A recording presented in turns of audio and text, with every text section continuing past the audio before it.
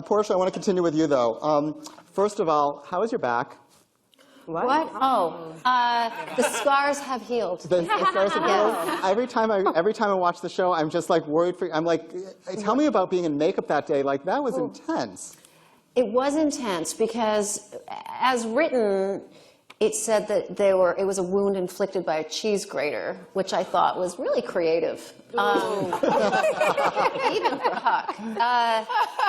But I thought, there'd be a couple of little marks on my, neck, shoulder area.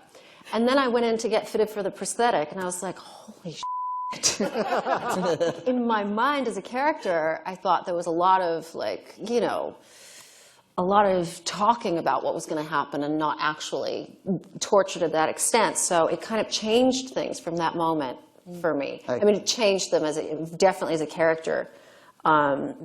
She, was deeply affected by that after. Of course. Yeah. How was it for you as an actress coming in this season to such a close-knit cast, and what was that like for you? Well, as a fan of the show, I was just thrilled to be a part of it in any capacity. And I think I'm about to give myself airs. I was about to say I was very respectful about it.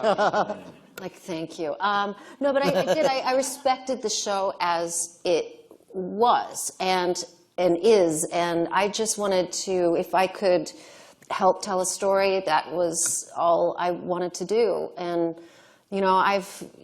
I've been, very blessed in my career to be a part of really great casts that are really tight and close. This is the best cast I've ever seen. Round of applause it's the for best that. cast I've ever been a part of. And she was on Arrested Development. I'm just saying. I mean, they were funnier than all.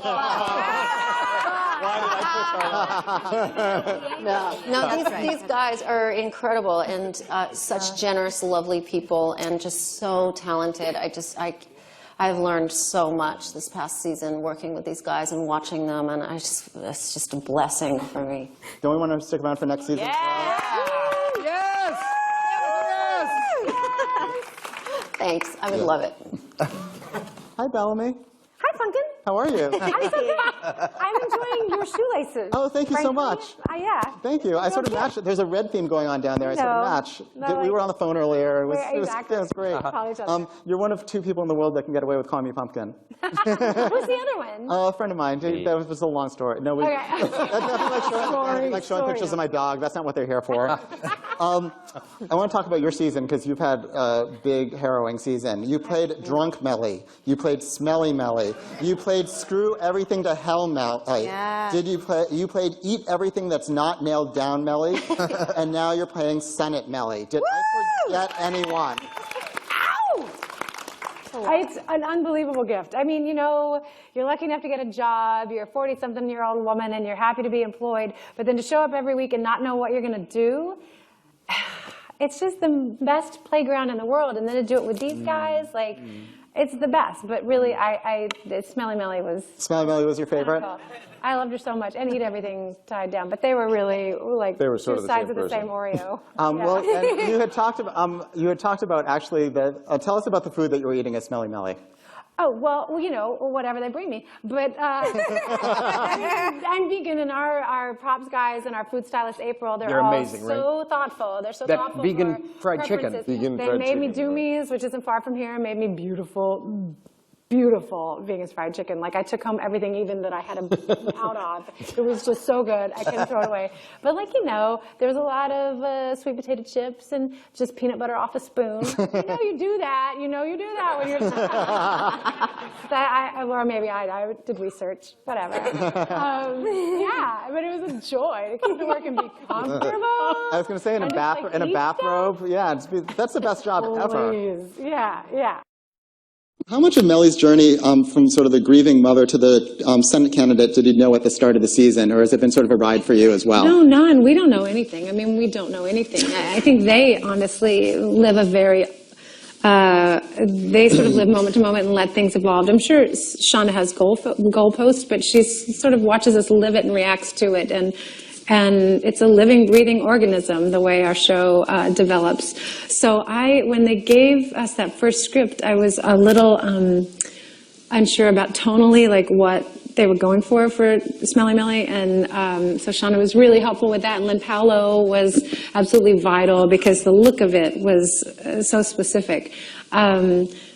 But I could never, Henry, I could never think that then I'd wind up running for Senate. I mean, and that somehow they'd make it make sense. Exactly. And it's not hyperbolic within a season that it would go from like, right to this. You know, it's the greatest job and the greatest jobs. The fans obviously are a huge, huge part of the show, and almost like a character themselves. And all of these, I urge you all to follow these guys on Twitter because they are tweeting like crazy during the show. If you don't already, like they're super amusing and super fun. And so, Bellamy, I ask you, like, what's the best feedback that you've received on Twitter? What was the most reaffirming thing? Oh my gosh, you know, I don't know. For me, it's the fact of it that you can sit. It's you know, I'm a Luddite, so it's the 21st century, and you can talk to Mozambique while your show's on TV. Just like blows my very tiny mind.